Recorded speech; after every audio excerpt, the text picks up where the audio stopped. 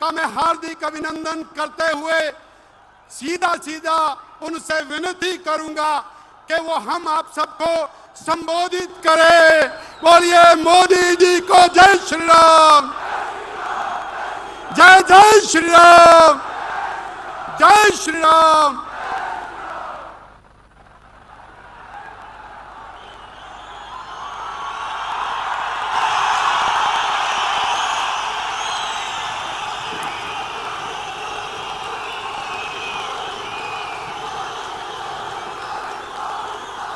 भारत माता की, भारत माता की, भारत माता की।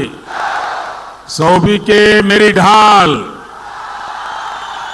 सौभी के राम राम। मां बाला सुंदरी, रेणुका मां और परशुराम के धरते महर्षि जमदग्नि के तपोस्थले चूड़ेश्वर महादेव, शिरगुल देवता, महासु देवता की पुण्य धरा गुरु गोविंद सिंह रे धरते पांदी आए के मुखे बहुत बहुत खुशी हसो। मेरे साथ बोलिए भारत माता की। आप ये तस्वीर नीचे रखिए, पीछे लोग परेशान हो रहे हैं। भारत माता की, भारत माता की। ऐसा लग रहा है कि अपने घर आया हूं।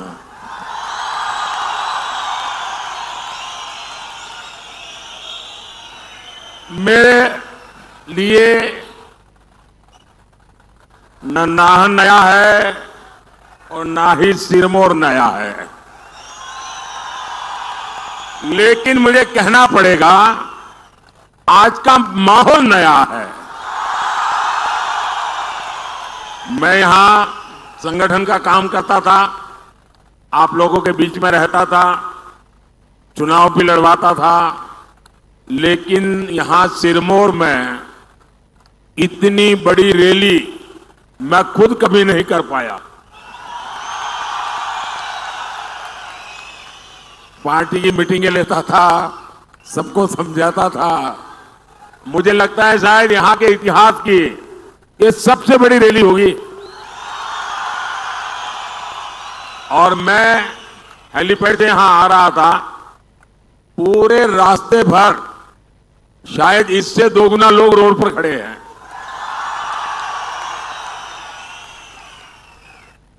आपका ये प्यार, आपका ये आशीर्वाद मुझे हमेशा हमेशा हिमाचली बना के रखता है। और जब सिरमौर आए तो हमारे स्वर्गीय श्यामा शर्मा जी, उनके घर में हमारी बैठकें हुआ करती थी। हमारे चंद्रमोहन ठाकुर जी, बलदेव भंडारी जी, हमारे जगत सिंह नेगी जी, ढेर सारे कार्यकर्ताओं की याद, अनेक अच्छे अनुभव मेरे लिए एक प्रकार से यादों की अमानत है। और सभी के घरों से असकली, पटांदे और सिडको, और यहां एक होटल ब्लैक मैंगो हुआ करता था। होटल ब्लैक मैंगो है, हमारे अल्पसंख्यक मोर्चे की बैठकें ज्यादातर वहीं पर हुआ करती थी। और जब देश मोदी को जानता नहीं था, तब भी आप लोगों ने मुझे आशीर्वाद देने में, प्यार देने में कोई कमी नहीं रखी। समय बदला है, लेकिन मोदी नहीं बदला है। मोदी का हिमाचल से रिश्ता वही पुराना रिश्ता है। और आप लोगों को शायद खुशी होगी, जैसे मैं गर्व के साथ कहता हूं भारत का प्रधानमंत्री होने कि हिमाचल मेरा घर है, वैसे ही शायद आपको पता नहीं होगा अफगानिस्तान के एक राष्ट्रपति थे श्रीमान करजाई, वो भी कहते थे हिमाचल मेरा घर है, क्योंकि वो शिमला में पढ़े थे। और अभी जो आपने मुझे लोहिया पहना है ना, वो उन्होंने यहीं से जाकर के अफगानिस्तान में थोड़ा फैशन डिजाइन करके उन्होंने उसका अपना पहरवेश बना दिया है जी। यानी यही हिमाचल की ताकत है कि जो इतना लगाव रखती है। साथियों, आज मैं आपसे तीसरी बार भाजपा सरकार के लिए आशीर्वाद मांगने के लिए आया हूं। और मुझे आशीर्वाद मेरे लिए नहीं चाहिए। मुझे आशीर्वाद मेरे परिवार वालों के लिए नहीं चाहिए। मुझे आशीर्वाद मेरी जात बिरादरी वालों के लिए नहीं चाहिए। मुझे आशीर्वाद चाहिए ताकतवर भारत बनाने के लिए।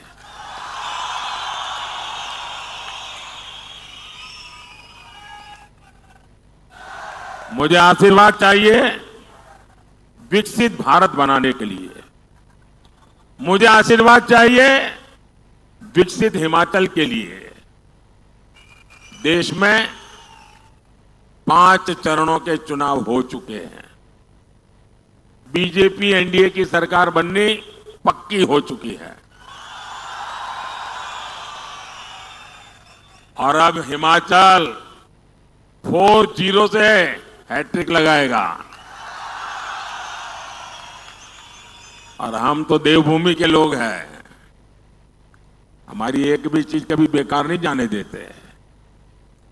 तो कोई हिमाचली अपना वोट बेकार जाने देगा क्या? अपना वोट बेकार जाने देगा क्या? वो उसी का वोट देगा ना जिसकी सरकार बनेगी, और जिसको वोट देगा उसकी ही सरकार बनेगी। ये हिमाचल में पक्का है।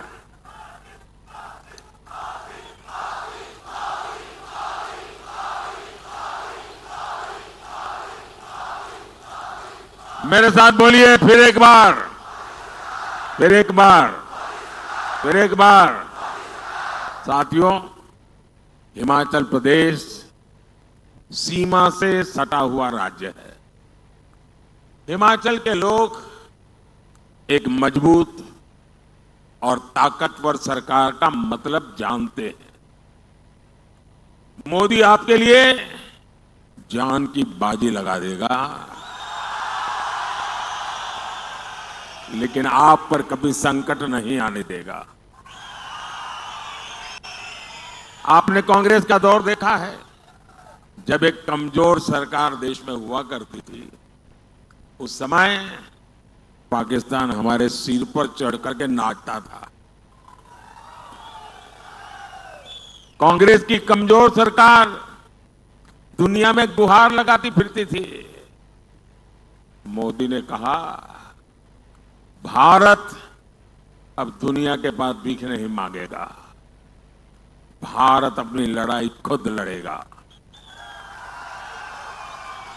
और फिर भारत ने घर में घुस करके मारा।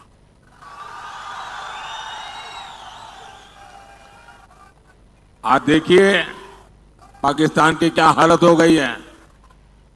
साथियों, हिमाचल के ऊंचे पहाड़ों ने मुझे अपना हौसला बुलंद रखना सिखाया है।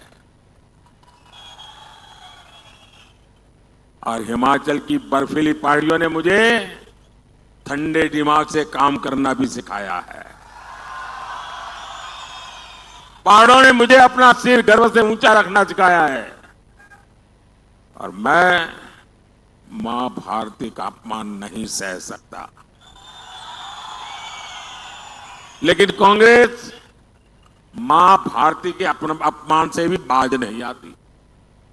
कांग्रेस को भारत माता की जय कहने से ही दिक्कत है। कांग्रेस को वंदे मातरम कहने से दिक्कत है। ऐसी कांग्रेस कभी हिमाचल का भला नहीं कर सकती। साथियों, यही कांग्रेस है जिसने भारत के सीमावर्ती इलाकों को अपने हाल पर छोड़ दिया था। जब बॉर्डर स्टेट में सड़क बनाने की बात आती थी तो कांग्रेस के हाथ पांव फूल जाते थे। कांग्रेस डर जाती थी कि अगर सड़क बनाई तो उसी सड़क से दुश्मन भीतर आ जाएगा। ऐसी डरपोक सोच मोदी के मिजाज के साथ मेल नहीं खाती है। मोदी ने कांग्रेस के मुकाबले कई गुना ज्यादा पैसे दिए हैं। मोदी ने कहा है बॉर्डर पर सड़कें बनाओ, इंफ्रास्ट्रक्चर बनाओ। आज बॉर्डर किनारे सैकड़ों किलोमीटर नई सड़कें बनी हैं। आज बॉर्डर किनारे रहने वाले फौजियों का, हमारे लोगों का जीवन आसान हुआ है। साथियों, कांग्रेस ने 4 दशक तक फौजी परिवारों को 1 रैंक 1 पेंशन के लिए तरसाया और कांग्रेस ने कैसा मजाक उड़ाया। हमारे पूर्व सैनिकों की आंख में धूल झोंकी और ऐसा पाप करने में उनको शर्म भी नहीं आई। जब 2013 में भारतीय जनता पार्टी ने मुझे प्रधानमंत्री का उम्मीदवार तय किया और मेरी पहली रैली पूर्व सैनिकों की हुई थी रेवाड़ी में, और रेवाड़ी में पूर्व सैनिकों के सामने मैंने वादा किया था, मैंने गारंटी दी थी कि मैं 1 रैंक 1 पेंशन लागू करूंगा। तो कांग्रेस वाले डर गए, ये मोदी ने नया खेल खेला है तो क्या करे। तो उन्होंने रातों रात अफरा-तफरी में बजट में कहा कि हम भी 1 रैंक 1 पेंशन लागू करेंगे। लेकिन किया क्या, 500 करोड़ रुपए का टोकन डाल करके कह दिया कि 1 रैंक 1 पेंशन लागू करेंगे। ये हमारी फौज के साथ मजाक था, मजाक। ऐसे जैसे किसी बच्चे को कहते हैं ना कि कोई बात नहीं, शाम को तुझे मुंबई ले जाऊंगा और बच्चा सो जाए, ऐसा पाप किया था उन्होंने। जब मोदी है जिसने आकर के ओआरओपी लागू किया, 1 रैंक 1 पेंशन लागू किया, और उन्होंने 500 करोड़ में खेल खेला था 2014 का चुनाव जीतने के लिए, जिसका कोई मतलब नहीं था। मोदी ने जब 1 रैंक 1 पेंशन पर ओआरओपी लगाया, 1.25 लाख करोड़ रुपया हम फौजियों को दे चुके हैं। अब मुझे बताइए भाई, कहां 500 करोड़ और कहां 1.25 लाख करोड़। ये 500 करोड़ मजाक था कि नहीं था? मजाक था कि नहीं था? फौजियों की बेइज्जती करने का इरादा था कि नहीं था? फौजियों का अपमान था कि नहीं था? और इसलिए ही तो लोग कहते हैं मोदी जो गारंटी देता है ना, वो गारंटी पूरी होने की गारंटी होती है। भाइयों बहनों, एक तरफ मोदी की गारंटी है, दूसरी तरफ कांग्रेस का बर्बादी का मॉडल। कांग्रेस सत्ता पाने के लिए कांग्रेस ने हिमाचल के लोगों से खूब झूठ बोला। कहा पहली कैबिनेट में ये होगा वो होगा, पता नहीं क्या क्या बता दिया। और मेरे हिमाचल के लोग तो बड़े भले बड़े प्यारे लोग हैं, उनको लगा हो सकता है ये ईमानदारी से बोलते होंगे। पहली कैबिनेट में तो कुछ हुआ नहीं, बल्कि कैबिनेट ही टूट फूट गई। साथियों, इतनी बड़ी संख्या में यहां मैं माताओं बहनों को देख रहा हूं। आप मुझे बताइए, कांग्रेस ने कहा था आपको 1500 रुपया देगी, क्या 1500 रुपया मिला क्या? मिला क्या? किसी के घर में आया क्या? कांग्रेस ने गोबर का पैसा देने का वादा किया था, किसी को मिला क्या? जरा जोर से बताओ ना भाई, डरो मत। मिला क्या? ये अभी ज्यादा दिन रहने वाले नहीं है, आप जरा हिम्मत से बोलो। मैं नौजवानों से पूछता हूं, पहली कैबिनेट में 1 लाख नौकरियां मिलनी थी, ये वादा किया था, मिल गई क्या? अरे पूरी ताकत से बताओ ना, जरा इनके दिल्ली के आकाओं को पता चले कि कैसा झूठ का खेल आपने इस पवित्र भूमि के पवित्र लोगों के साथ किया है। अरे नौकरी छोड़ो, ये तालाबाज कांग्रेस है, तालाबाज। ये तालाबाज कांग्रेस सरकार ने नौकरी की परीक्षा कराने वाले आयोग को ही ताला लगा दिया। अब ये तालाबाज सरकार आपके भविष्य का ताला खोल सकती है क्या? दिल्ली के जिस शाही परिवार ने हिमाचल को ये धोखा दिया, उसने मुड़कर फिर यहां अपनी शक्ल तक नहीं देखी है। भाइयों बहनों, मैं पिछले 30 साल से आपके बीच रहा हूं और शायद ही कोई ऐसा वर्ष होगा जब मैंने हिमाचल आकर के इस मिट्टी को माथे पर न चढ़ाया हो। गुजरात में रहा, मुख्यमंत्री रहा, आपसे कुछ मांगा नहीं था, लेकिन आपका प्यार, आपके आशीर्वाद तो कभी मैं भूल नहीं सकता हूं। मेरे पर आपका कर्ज है और मैं हर मौके की तलाश में होता हूं कि मैं हिमाचल का कर्ज कैसे उतारूं। भाइयों और बहनों, कांग्रेस और इंडी गठबंधन स्वार्थी है, अवसरवादी है। ये लोग, तीन चीजें आपको कॉमन मिलेगी इनमें। ये पत्रकार मित्र जरूर इस पर रिसर्च कर सकते हैं, गौर कर सकते हैं। आपको बड़ा खजाना मैं दे रहा हूं, आपको काम आ जाएगा। ये कांग्रेस वाले और उनके साथी, तीन चीज आपको कॉमन मिलेगी। एक, ये गौर सांप्रदायिक है, दूसरा गौर जातिवादी है, और तीसरा गौर परिवारवादी है। आपको ये तीन चीजें हर एक में कॉमन मिलेगी जी। ये मीडिया वाले दिमाग खपाएंगे तो बहुत खजाना खोल करके ले आएंगे। 60 सालों तक कांग्रेस ने सोचा ही नहीं कि सामान्य वर्ग में भी गरीब होते हैं।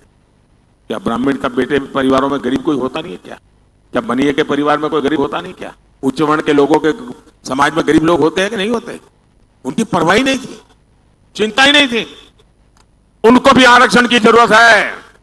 कांग्रेस ने हमारे इन समाज को कभी सोचा नहीं। मोदी ने आकर के जिस समाज ये आरक्षण के दायरे से बाहर था, उनको बड़ा सुखी संपन्न माना जाता, उच्च माना जाता था, मैंने उनके गरीब बच्चों के लिए 10% आरक्षण किया और इस देश में कोई झगड़ा नहीं हुआ और किसी का लूट करके नहीं किया। और आज इसके कारण हमारे समाज के लोगों को अलग अलग स्थान पर अवसर मिल रहा है। कांग्रेस ने हमारे गिरिपार के हाटी समुदाय को भी आरक्षण नहीं दिया।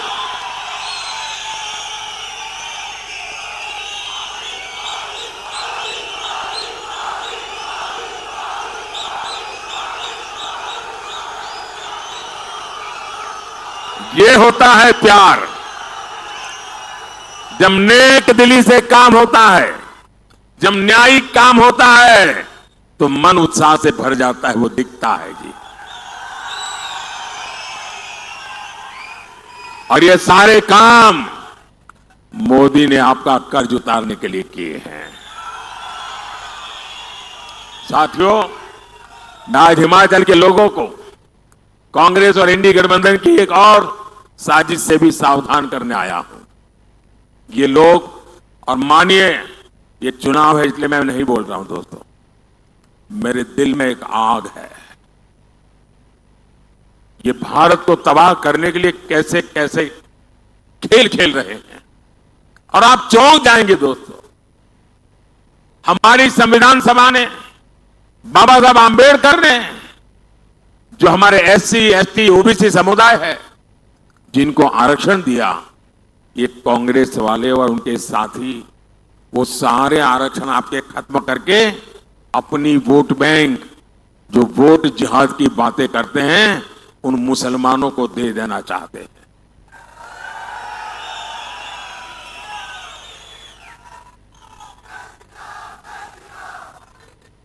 और ये सिर्फ बातें नहीं करते। कर्नाटका में कांग्रेस सरकार बनने के बाद उन्होंने कर दिया।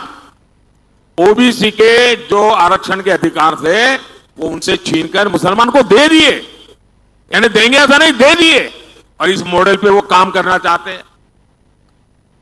आप मुझे बताइए, इस प्रकार का काम क्या मेरे हिमाचल के लोगों को मंजूर है क्या? जरा पूरी ताकत से बताइए ना। क्या ऐसे लोगों को आप स्वीकार करेंगे? ऐसे विचार को स्वीकार करेंगे? ऐसे लोगों का हर पोलिंग बूथ में सफाया होना चाहिए कि नहीं होना चाहिए? ये चुनाव मौका है इनको कहने का, रुक जाओ। ये चुनाव उनको कहने का मौका है, रुक जाओ, बहुत हो चुका, अब हम देश को तोड़ने नहीं देंगे। साथियों, इंडी गठबंधन की साजिश का ताजा उदाहरण पश्चिम बंगाल में सामने आया। 2 दिन पहले ही कलकत्ता हाईकोर्ट ने वहां 77 मुस्लिम जातियों के आरक्षण को खत्म कर दिया। कोर्ट ने किया। आप लोग कल्पना कर सकते हैं, मुसलमान की 77 जातियों को इंडी गठबंधन वालों ने रातों रात ओबीसी बना दिया था और ओबीसी का जो हक था वो उनको दे दिया था। अदालत ने उसको गंभीरता से लिया। इन 77 मुस्लिम जातियों को नौकरी में, पढ़ाई में, हर जगह मलाई मिल रही थी। ऐसा करके इंडी गठबंधन ने ओबीसी के हक पर डाका डाल दिया। ऐसा करके इन लोगों ने संविधान की धज्जियां उड़ा दी, संविधान की पीठ पे छुरा भोंका। अब कोलकाता हाईकोर्ट के फैसले के बाद इंडी गठबंधन वाले बौखलाए हुए हैं। बंगाल की मुख्यमंत्री तो सीधे सीधे कोर्ट के आदेश को मानने से भी इनकार कर रही है। इनके लिए संविधान कोई मायने नहीं रखता, इनके लिए अदालतें कोई मायने नहीं रखती। इनका सबसे सगार कोई है तो इनका वोट बैंक है। साथियों, अपने वोट बैंक को खुश करने के लिए ही कांग्रेस राम मंदिर का भी विरोध कर रही है। कांग्रेस भाजपा वालों का मजाक उड़ाती थी, कहती थी मंदिर वहीं बनाएंगे, तारीख नहीं बताएंगे। हमें रोज चुभने वाली बातें करते थे। हमने तारीख भी बताई, समय भी बताया, लेकिन इन लोगों ने प्राण प्रतिष्ठा का बहिष्कार किया।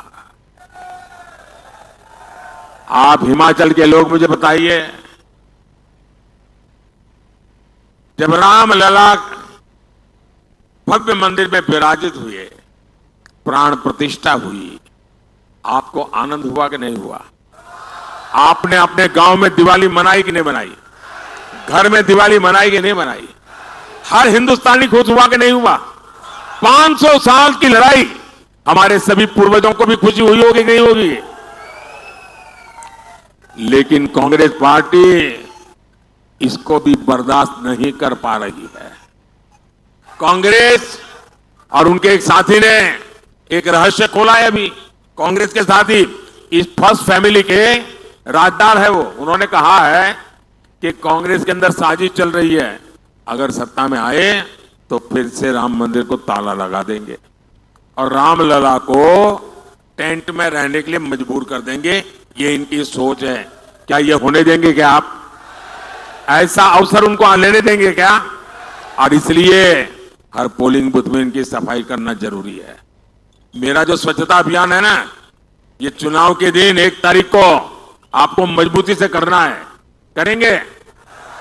भाइयों और बहनों, भाजपा सरकार हिमाचल प्रदेश के विकास के लिए पूरी कोशिश कर रही है। कोई सोचता नहीं था कि हिमाचल में भी IIT, IIM और एम्स जैसे संस्थान है, लेकिन मोदी है तो मुमकिन है। मोदी है तो